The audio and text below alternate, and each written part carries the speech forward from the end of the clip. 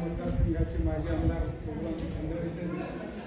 जिल्ह्याचे सरचिटणीस भारत भाऊ, आपले विस्तारक चंद्रशेखरजी डांगे, तालुक्याचे अध्यक्ष प्रतापजी, या बैठकीला उपस्थित सर्व वेळेला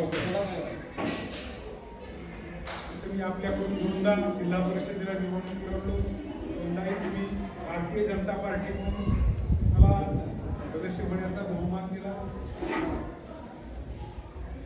पण गेल्या 1995 पासून त्या विधानसभा मतदारसंघामध्ये कमळ चिन्ह यायला सुरुवात झाली. पहिल्यांदा स्वर्गीय भगवानराव नागपूरचे अण्णा कमळ चिन्हावर लढले आणि आमदार झाले. त्याचा इतिहास भारत भवन सांगितला. पण आता येणाऱ्या ज्या विधानसभेच्या निवडणुका आहेत, त्या विधानसभेच्या निवडणुकीमध्ये आता ॲडव्होकेट भारत सामे साहेबांनी सांगितलं तीच सिच्युएशन, तीच परिस्थिती आहे. आपल्याला निर्णय करायचा आहे की ज्या पक्षानं आपल्याला सतत शेतकरी म्हणून साथ दिली,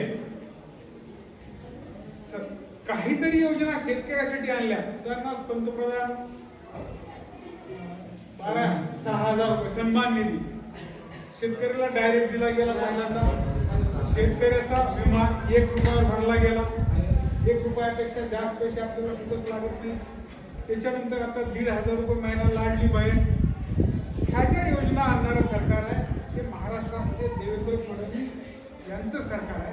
त्याच्यामध्ये आता शिंदे मुख्यमंत्री झाले, अजित पवार उपमुख्यमंत्री झाले, पण 105 स्वतःच्या पक्षाचे आणि 10 अपक्ष आमदार, 115 आमदार असणारे भारतीय जनता पार्टी आज उपमुख्यमंत्री पदावर बसलेली आहे.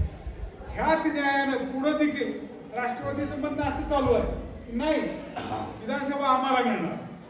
पण तुम्ही आम्ही सगळे भारतीय जनता पार्टीच्या आपल्यासोबत चर्चा करावी आणि निर्णय करावा, किंवा जर हा मतदारसंघ भाजपला मागण्यासाठी हे सगळे नेते मंडळी प्रयत्न करणार आहे. मिळाला यांच्यापैकी कुणीही एक लढल, पण नाही मिळाला तर तुम्हाला विचारून या नेत्यापैकी कुणीही एक जण हवं का